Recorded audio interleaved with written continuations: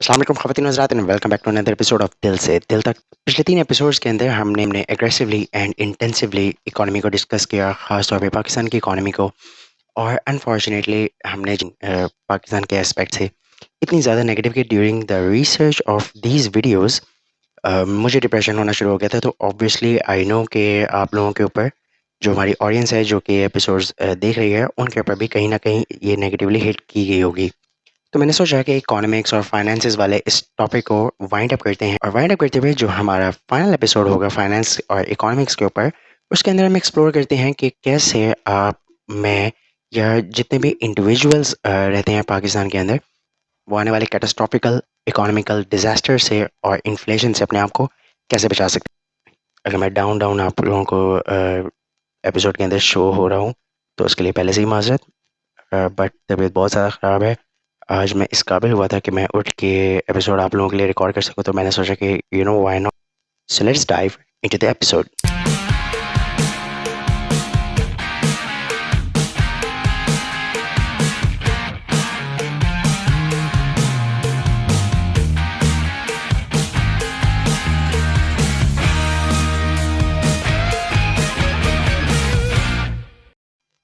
As we discussed in our previous episodes, हमने ये चीज़ देखी थी कि अब गवर्नमेंट के पास जो है वो सिर्फ दो ऑप्शन ही हैं।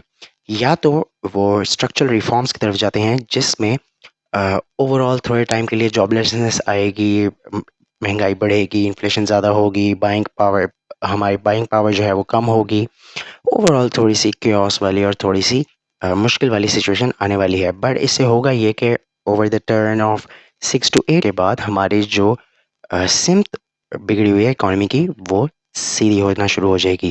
और सेकंड ऑप्शन ये वही है जो अरसा दराज से इस्तेमाल होती आ रही है कि भाई डॉलर की प्राइस को कंट्रोल किया जाए, मार्केट को रेगुलेट किया जाए गवर्नमेंट की तरफ से, और ऊपर ऊपर से लोगों को जो है वो यही दिखाया जाए कि भाई नई हुकूमत आ गई है और उसने डॉलर का रेट भी काबू कर लिया है, उसने महंगाई के ऊपर भी काबू पा लिया है, और पूरी कौम जो है वो महंगाई से भी उसको निजात दे दी गई है, और तरक्की और फलाही की राह पे जो है वो पाकिस्तान गामजन हो चुका। लेकिन जैसे कि हमने प्रीवियस एपिसोड्स के अंदर देखा कि पाकिस्तान के इकोनॉमिकल मसाइल इतने ज़्यादा डीप और इतने ज़्यादा कॉम्प्लेक्स हो चुके हुए हैं कि अगर गवर्नमेंट इस ऑप्शन को अडॉप्ट करती है तो ये साइकिल ज़्यादा देर नहीं चलेगा, और फिर वही 6-8 महीने की थोड़ी बहुत आर्टिफिशियली स्टेबलनेस के बाद आप लोगों को नज़र आएगा कि भाई दोबारा वही मसाइल शुरू हो गए हैं कि भाई जॉबलेसनेस है, और इकोनॉमी जो है वो हमारी सफ़र कर रही है, इन्फ्लेशन आ गई है, और हमारी जो बाइंग पावर है, हमारी क़ुव्वत ख़रीद है, वो दोबारा गिरना शुरू हो गई है। अगर हम पहले बूम के बाद रिसेशन में जाते हैं तो हमारे लिए रिकवरी में आना थोड़ा-सा मुश्किल हो जाएगा, थोड़ा-सा हमारे लिए लेंथी और एक्सपेंसिव हो जाएगा, थोड़ा-सा हमें लॉन्ग टर्म के ऊपर मुश्किलात का सामना करना पड़ेगा। बट अगर हम स्ट्रक्चरल चेंजेस के ऊपर जाते हैं तो आई बिलीव कि with the matter of time हमारे हालात जो है, जो मुश्किल हालात जो हमारे इस वक़्त आउट ऑफ कंट्रोल हो चुके हुए हैं, वो हमारे काबू में आना शुरू हो जाएँगे। इस वक़्त एक आम आदमी जिसके अकाउंट में 5 लाख, 10 लाख, 1 करोड़, 2 करोड़ जितने भी अमाउंट पड़ी हुई है, वो सिर्फ़ यही सोच रहा है यार कि भाई हमारा करंट टाइम्स में और आने वाले टाइम्स के अंदर जो हमने इतनी मेहनत से सारी ज़िंदगी मेहनत करके खून पसीने की कमाई सेविंग जोड़ी है, वो कल को इस इन्फ्लेशन की ज़द में आके बिल्कुल तबाह ना हो जाए। जैसे कि आपने देखा कि अगर आपके पास 2020 में 1 करोड़ रुपया बैंक में पड़ा हुआ था, तो आज 4 साल के बाद 40% इन्फ्लेशन होने की वजह से वो जो 1 करोड़ की अमाउंट थी, आज मेरे बैंक अकाउंट में 60 लाख रह गई है। तो 40 लाख तो यूँ ही उड़ गया, और 40 लाख कमाने जाओ आपको पता लग जाता है, हड्डियाँ गल जाती हैं। लेकिन ये इन्फ्लेशन इतना बड़ा वायरस है हमारे लिए, एक कैंसर है जो कि फैल रहा है, और ज़्यादातर लोगों को ये भी डर है कि भाई कहीं न कहीं ये इन्फ्लेशन का जो दौर है, ये हाइपर इन्फ्लेशन में कन्वर्ट ना हो जाए। और अगर हाइपर इन्फ्लेशन में कन्वर्ट ना भी हो, तो रेट से जिस रेट ऑफ परसेंटेज से इन्फ्लेशन बढ़ रही है, लाइक 10-12% पर एनम, तो ये आपके पैसे तो वैसे भी ज़ाया हो रहे हैं। अगर आपके पास आज 10 रुपए पड़े हुए हैं तो कल आपके पास 5 रुपए पड़े हों। तो सबसे पहले जो क्वेश्चन आता है वो ये आता है कि भाई how to save our current saving. जो मैंने ओवर द इयर्स अपनी एक वैल्यू मार्केट में क्रिएट करके उस वैल्यू को एक्सचेंज किया है with some kind of wealth, some kind of money, job, job करके सैलरी जो मैंने हासिल की है, या मैंने कोई कारोबार करके जो बिजनेस से प्रॉफिट लिया है, और उसको सेव कर करके over the course of 10, 20, 30 years मैंने अपने बैंक अकाउंट में रखा हुआ है, या मैंने मेरे पास किसी भी किस्म की सेविंग पड़ी हुई है in the form of gold, in the form of jewellery, in the form of cash. मैं उनको सेव कैसे कर सकता हूँ? और अपने फाइनेंसेस को प्रोटेक्ट करने के साथ-साथ उनको ग्रो भी कैसे कर सकता हूँ। और सेकंड क्वेश्चन आता है कि जब हमने स्ट्रक्चरल रिफॉर्म्स की तरफ जाना है और हमने एक कंज़म्पशन बेस्ड इकोनॉमी से कन्वर्ट होना है एक प्रोडक्शन बेस्ड इकोनॉमी में, तो आपके और मेरे जैसा एक इंडिविजुअल ऐसी क्या-क्या एक्टिविटीज़ या ऐसे क्या-क्या काम कर सकता है, जिससे हम भी उस प्रोडक्शन बेस्ड इकोनॉमी का हिस्सा बन सकें? अच्छा, अब ध्यान में रहे कि जिन एस्पेक्ट्स की बात मैं इस एपिसोड के अंदर कर रहा हूँ, वो शॉर्ट टर्म मसाइल के कुछ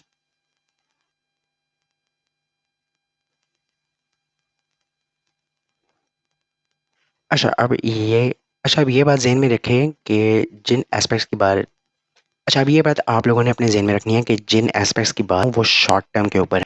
अगर हम जनरली देखें ना, तो बड़ी-बड़ी नारेबाज़ी होती है कि भई हमें एक्सपोर्ट ड्रिवन कारोबार करने चाहिए और हमें सनतें लगानी चाहिए और हमें इंडस्ट्रीज़ लगानी चाहिए। लेकिन अगर आप ग्राउंड रियलिटीज़ के ऊपर लॉजिकली देखें, तो आपको भी पता है, मुझे भी पता है कि एक पूरा सेक्टर लगना या एक पूरी एक्सपोर्ट ड्रिवन कोई सेक्टर लगना, कोई इंडस्ट्री लगना आज 1 हफ्ते का काम नहीं होता है। ये लॉन्ग टर्म प्रोसीजर्स में आते हैं। इसके अंदर जो सबसे बड़ा फ्लॉ आता है वो ये आता है कि आप अपनी मदद आप के तहत कोई भी इस तरह की बड़ी सनत नहीं लगा सकते हैं। आपको गवर्नमेंट की सपोर्ट और इन्वॉल्वमेंट चाहिए होती है। और जी क्या बात है, माशाल्लाह सुबह के 7 बजे किसी ने ड्रिल मशीन चला दी है।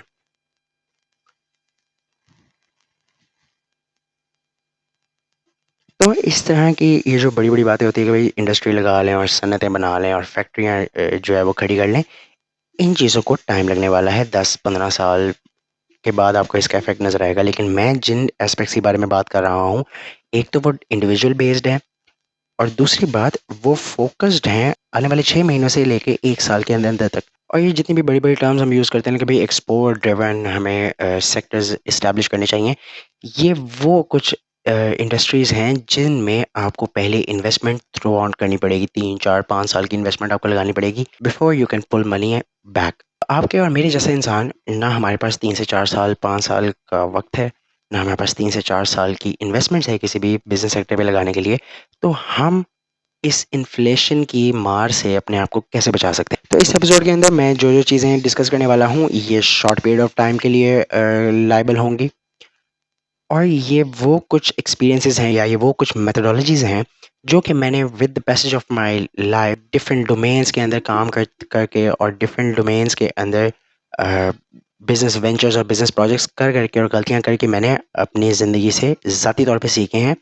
और यहीं पे मैं डिस्क्लेमर जो है वो देना चाहूँगा कि मैं किसी को यहाँ पे कोई फाइनेंशियल या पर्सनल एडवाइस नहीं दे रहा। मैं सिर्फ़ आप लोगों के साथ वो टीचिंग्स या वो नॉलेज शेयर कर रहा हूँ जो कि मुझे ओवर द टाइम अपनी रिसर्च और अपने पर्सनल एक्सपीरियंस से हासिल हुआ है। सबसे पहले हम बात करते हैं इन्वेस्टमेंट्स के ऊपर। वो लोग जिन लोगों के पास 10, 20, 50 लाख, 1 करोड़ पड़ा हुआ है बैंक अकाउंट की सूरत में या कैश में और वो चाहते हैं कि भाई हम पैसा खाली बैंक अकाउंट में पड़ा ही ना रहे, हम इससे कुछ क्रेडिबल करें।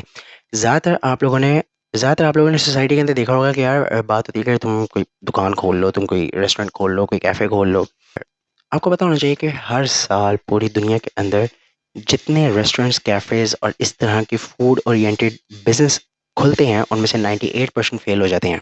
बिकॉज़ पहले पहला एक्सपीरियंस होता है आपका, आपने आपके 50-60 लाख आपने डीएचए के किसी कैफ़े बनाने में जो है वो इन्वेस्ट कर दिया और उसके बाद लोगों ने आपकी बजाया है, आपका जो है वो इस्तेसाल किया है, आपको चीज़ की समझ नहीं थी, आपको एक्सपीरियंस नहीं था और आपका बिज़नेस ठप हो गया और उसके बाद जो 50-60 लाख की आपकी सेविंग थी, हार्ड अर्न्ड मनी थी, वो आप ज़ाया कर चुके हुए हैं। इसकी अगर मैं आपको एक पर्सनल एग्ज़ाम्पल दूँ, तो बैक वन जब पहला लॉकडाउन की वेव ख़त्म हुई थी पाकिस्तान से, उस टाइम पे I used to have a factory जो कि क्लचेज़ बनाते थे, लेडीज़ क्लचेज़ और ड्यू टू कोविड और कुछ और रीज़न्स थी जिसकी वजह से मैं बैंकरप्ट हो गया हुआ था। तो आई डिडन्ट हैड एनीथिंग, थोड़ी-सी अमाउंट थी 5-10 लाख, 15 लाख जिससे एक दोस्त के साथ और कुछ और लोगों के साथ जो है वो मिलके मैंने एक बिज़नेस वेंचर शुरू किया। क्रीम ब्लॉक इकबाल टाउन में हमने एक कैफ़े खोला। 2 से 3 महीने हमें लग गए थे उसको एस्टेब्लिश करने में, टेस्ट बनाने में, मार्केटिंग करने में और उसको अच्छी तरीके से एक स्टार्टअप को चलाने में। जिस दिन हमें पहला प्रॉफ़िट हुआ था ना, उससे अगले दिन लग गया दूसरी वेव लॉकडाउन की और हमारे सारे पैसे जो पड़े हुए थे, वो सारे के सारे तबाह हो गए। और मैं उस वक़्त बहुत ज़्यादा मसाइल में फँस गया हुआ था। तो ये मेरा अपना पर्सनल एक्सपीरियंस है कि जिस चीज़ की आपके पास नॉलेज नहीं है, एक्सपर्टीज़ नहीं है, आपने कभी ज़िंदगी में किया नहीं है ना, उस चीज़ पे अपनी पूरी लाइफ सेविंग को इन्वेस्ट करना ये गैम्बल करने से कम नहीं होता। I don't see it is a good time to start a new business because already जो इन्फ्लेशन की वेव आने वाली है उससे जो ऑलरेडी मार्केट के अंदर इस्टेब्लिश्ड बिजनेसेस हैं, जो बड़े बड़े नाम हैं या जो सर्वाइविंग ब्रांड्स हैं, उनके ऊपर जो है वो एक इम्पैक्ट आने वाला है। तो जाहिर सी बात है, जब एक सैचुरेटेड मार्केट के अंदर आप कंपटीशन लेकर आते हो, वो भी उस मार्केट के अंदर जिस मार्केट के अंदर आपको एक्सपीरियंस नहीं होता, तो आप पिटते हो।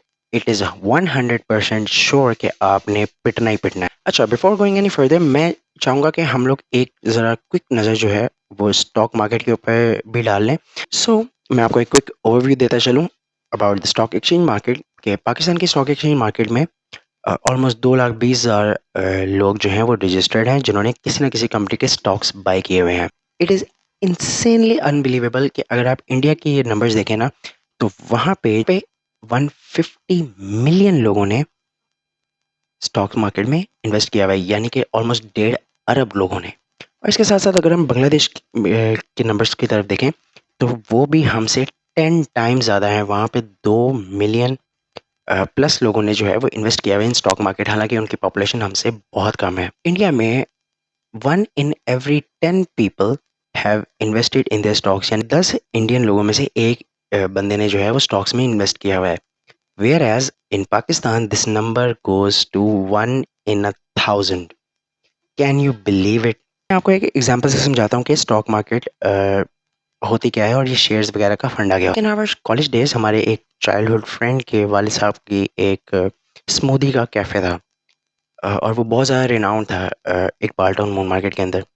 तो मेरे दोस्त का नाम है मोइन भट्ट। तो भट्ट साहब के वालिद साहब ने लेट से 10 लाख रुपया लगाया और उन्होंने एक दुकान खड़ी की जिससे उनको मंथली 10,000 रुपीज़ प्रॉफिट आ रहा है। और उन्होंने देखा यार कि अच्छा, मैं 10 लाख रुपया लगा के मैंने 10,000 प्रॉफिट किया, अगर मेरी 2 दुकानें हो जाएं तो ये प्रॉफिट भी डबल हो जाएगा। लेकिन अब मेरे पास लगाने के लिए 10 लाख तो है ही नहीं, वो तो मैंने दुकान पे लगा दिया। तो अब इसका पहला ऑप्शन तो ये हो सकता है कि यार मैं क्या करूं कि मैं 6-8 साल थोड़े से सेव करूं पैसे, जो पैसे मैंने इन्वेस्ट किए हुए हैं शॉप नंबर 1 पे, उसके प्रॉफिट जो हैं वो आएंगे, वो 6-8 साल लगा के मैं उनको सेव करूँ और दोबारा से 10 लाख रुपया जमा करके शॉप नंबर 2 बनाऊँ। दूसरी ऑप्शन भट्ट साहब के पास क्या करते हैं, वो मेरे एक और कॉलेज के दोस्त अरसलान अमीर के पास जाते हैं। वो कहते हैं भाई कि मेरी बात सुन, 10 लाख रुपया मुझे दे, तू मेरे साथ एज एन इन्वेस्टर इस बिजनेस मॉडल के अंदर आओ, काम सारा मैं करूँगा, पैसे सारे तुम्हारे होंगे और तुम मेरी कंपनी का 25% शेयर ले लो। तुम मेरे कंपनी में 25% के शराकदार हो गए। अरसलान साहब उसे 10 लाख दे देते हैं। 10 लाख से मोइन साहब क्या करते हैं, वो एक और दुकान खोलते हैं, एक और स्मूदी का कैफ़े खोलते हैं। अब हो क्या रहा है कि जहाँ उन्हें मंथली 10,000 आता था, अब उन्हें आ रहा है मंथली 20,000, जिसमें से 75% जो है वो मोइन भट्ट साहब के पास है शेयर्स, जिसके जिसके एवज वो 15,000 अपनी पॉकेट में ले जाते हैं, और 25% के हिसाब से अरसलान अमीर साहब को 5,000 रुपया मंथली मिल जाता है। अब अरसलान क्या कहते हैं कि यार भाई 2 साल के बाद 3 साल के बाद ना उसको घर में ज़रूरत पड़ जाती है पैसों की और उसको 5 लाख रुपया चाहिए। तो वो आगे से मुझे कॉल आउट करते हैं कि भाई मेरे पास ऐसे ऐसे 25% शेयर्स पड़े हुए हैं भट्ट साहब की दुकान के, आप मुझे 5 लाख की ज़रूरत है, तुम मुझे 5 लाख रुपया दो, मैं तुम्हें भट्ट साहब की कंपनी के 12% जो है शेयर्स हैं वो तुम्हें दे देता हूँ। तुम्हें पता है भट्ट साहब का कैफ़े जो है वो काफ़ी अच्छा चल रहा है, प्रॉफिट्स भी आ रहे हैं, इसके काम पे भी हमें भरोसा है, हमें पता है कि इसके पास एक्सपर्टीज़ हैं इस कैफ़े को चलाने के लिए। तो मैं क्या करता हूँ, मैं उसे 5 लाख रुपये दे देता हूँ और उसके एवज़ अरसलान साहब मुझे दे देते हैं 12.5% के शेयर्स। अब 75% भट्ट साहब के पास शेयर्स हैं, 12.5% अरसलान के पास हैं और 12.5% मेरे पास हैं, जिनमें से 2,500 रुपया पर मंथ प्रॉफिट मुझे आता है, 2,500 अरसलान को आता है और 15,000 रुपया मोइन को जाता है। अब इसी चीज़ को आप 100 टाइम्स या 1000 टाइम्स जो है वो कॉम्प्लेक्स कर लें, ये काम होता है स्टॉक मार्केट का। इसके अलावा आप गूगल करें, यूट्यूब पे वीडियोस देखें, बहुत आसान चीज़ है, इतनी ज़्यादा कोई कॉम्प्लेक्स नहीं है। फ्री ट्यूटोरियल और वीडियोस हम यूट्यूब और गूगल के ऊपर आपको ईजिली अवेलेबल हैं। अच्छा, अब स्टॉक मार्केट को हमने असल में डिस्कस किया ही क्यों? करंट हालात को देखें ना, तो एक वाइजेबल डिसीजन यही होगा कि एक ऐसी इकोनॉमी के अंदर आपने सफ़र करना है, दोबारा से ज़ीरो से स्टार्ट होना है, जिसकी अभी बाइंग पावर बहुत ज़्यादा लो है, जिसकी करेंसी डॉलर के आगे लगातार डेप्रिशिएट हो रही है। तो वहाँ पे एक नई बर्गर की शॉप बनाना मुझे सूटेबल नहीं लग रहा, बजाय इसके कि मैं बर्गर किंग या इस तरह की जो एस्टैब्लिश्ड वेल रिनाउंड नाम है इकोनॉमी के अंदर, मैं उनके साथ एग्रीमेंट्स कर लूँ, मैं उनके साथ उनके शेयर्स खरीद लूँ, मैं उनमें इन्वेस्ट कर दूँ, क्योंकि मुझे पता है कि they are experts in their field. जो गलतियाँ मैंने और आपने 10-10 लाख 15-15 लाख रुपया लगा के नया सेटअप बना के करनी है, वो गलतियाँ वो नहीं करेंगे, बिकॉज वो मार्केट में पहले से ही बैठे हुए हैं। उनको लो कॉस्ट के ऊपर अपनी प्रोडक्ट को अटेन करना आ गया है। इस वेंचर में खोलूँ, उसके बाद मैं देखूँ कि भाई इकोनॉमी के हालात ख़राब हो रहे हैं, डॉलर प्राइस बढ़ रही है और मेरे से मेरे खर्चे कंट्रोल नहीं हो रहे हैं, सो फोर्थ एंड सो फोर्थ मसाइल आ रहे हैं, because I am a newbie in a sector. मेरे लिए बेनिफिशियल यही होगा कि मेरे पास अगर कोई पैसा पड़ा हुआ है जो कि मैं पैसिवली यूज़ करना चाहता हूँ, तो मैं उसको किसी कंपनी के स्टॉक्स के अंदर इन्वेस्ट कर दूँ। मेथड तो हो गया इन्वेस्टमेंट के लिए स्टॉक मार्केट का। दूसरा मेथड, अगर आपके पास कैश पड़ा हुआ है तो आपको इन्वेस्ट करना चाहिए इन रियल इस्टेट। और रियल इस्टेट से मेरा मतलब वो प्लॉट श्लॉट वाला और फाइलें वाला चक्कर नहीं है, मेरा मतलब है hard core buildings, apartments, residential buildings, commercial buildings. आप लोग इन चीज़ों में इन्वेस्ट करें। अब सवाल ये आता है कि व्हाई आई एम सेइंग कि प्लॉट्स के बजाय आप लोग हार्ड कोर कंस्ट्रक्टेड बिल्डिंग्स के अंदर जो है वो इन्वेस्ट करें। जब आपकी कोई भी बिल्डिंग, कमर्शियल बिल्डिंग हो, रेजिडेंशियल बिल्डिंग हो, या कोई फ्लैट वगैरह बन रहे हो, तो हज़ार किस्म की इंडस्ट्रीज इन्वॉल्व होती हैं। आपका सरिया लग रहा होता है, आपका तांबा लग रहा होता है, आपकी सीमेंट लग रहा होता है, आपकी ब्रिक्स लग रही होती हैं, आपकी वायरिंग वगैरह लग रही होती है, गेट लग रहा होता है, मजदूर आ रहा होता है, मिस्त्री आ रहा होता है। हज़ार तरह की कमोडिटीज़ होती हैं जो कि कंपाइल होके आपको एक बिल्डिंग बना के देती हैं।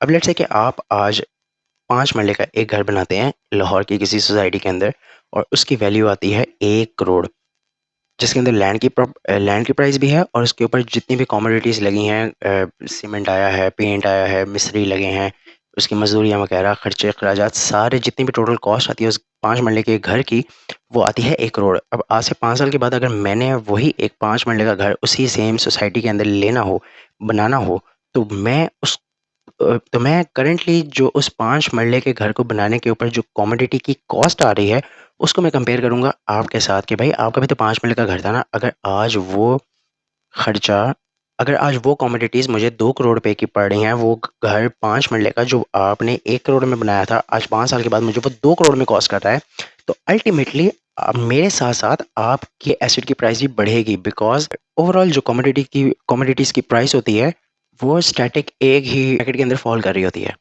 तो इससे होता ये है कि जब आप फाइलें लेते हो या आप प्लॉट्स की तरफ जाते हो, वो अपने ऊपर कुछ कंस्ट्रक्टिव वैल्यू क्रिएट नहीं कर रहा होता। एक इनहेरिटेडली अपनी कॉस्ट होती है प्लॉट की, लैंड की, और वो सिर्फ चल रही होती है जब तक आपके सर पे इन्वेस्टर होता है। जब तक इन्वेस्टर अपना पैसा थ्रो करता जाता है, आपके प्लॉट्स की कीमतें आसमानों पे जा रही होती हैं। और and professionally real estate industry के अंदर रहकर मैंने ये चीज़ देखी है कि जिस प्लॉट की कीमत आसमानों को छू रही थी ना कल तक, आज इन्वेस्टर ने जब अपने पैसे पे हाथ रोका, वो ही फाइल जो कल तक 5-5 लाख की बिक रही थी, आज कोई भी उसको 50,000 में भी लेने को तैयार नहीं है। तो अब ये प्लॉट्स और ये फाइलों वाली सीन जो है ना, वो सिर्फ ऐसे ही होता है कि जिस तरह आप कसिनो में गए हो और आपने जो है वो अपना पैसा फ्लश किया है। तो मैं आपके साथ एक बड़ा इंटरेस्टिंग वाक़या जो है वो शेयर करता हूँ। जब मैं नया-नया रियल एस्टेट इंडस्ट्री के अंदर मैंने काम करना शुरू किया था, तो मैं एक केस स्टडी पढ़ रहा था, जिसके अंदर पाकिस्तान की एक बहुत रिनाउंड हाउसिंग स्कीम है। मैं उसका नाम नहीं बताऊँगा तुम लोगों को, लेकिन वो क्या कर रही थी कि भई वो हर साल एक ही सेम लैंड उसको क्या करती थी कि वो किस्तों पे जो है वो लोगों को सेल आउट करती थी। अब एक ही 3 मरले का प्लॉट लेट्स से कि उन्होंने किस्तों पे दिया है ना, तो 3-4 साल के बाद जब उसका वो टेन्योर पूरा होता था और पोज़ेशन देने की बारी आती थी, तो पता चलता था कि प्लॉट नंबर 402 जो है वो अशफाक साहब के नाम पे भी है, इम्तियाज़ साहब के नाम पे भी है, वसीम साहब के नाम पे भी है। अब तीनों के पास रजिस्ट्रियाँ हैं, तीनों ने पैसे भी दिए हैं उस लैंड के और तीनों का हक भी बनता है। वो तीनों चले जाते हैं कोर्ट में। जो यहाँ पे बैठा हुआ कंपनी का डायरेक्टर था, वो यहाँ से भाग जाता था। वो यहाँ से चला जाता है आउट ऑफ कंट्री। दो 200-300 करोड़ रुपए का स्कैम हो गया, और इसके एवज़ अब होता क्या था कि भाई कंपनी जो है वो अगले साल अपना एक नया डायरेक्टर अपॉइंट कर देती थी, और ये स्कैम हर साल कंसेक्टिवली टिल डेट 2008 से लेके अब तक चल रहा है, और लोग घपाघप हर साल अपने पैसे जो है वो लुटवाते हैं।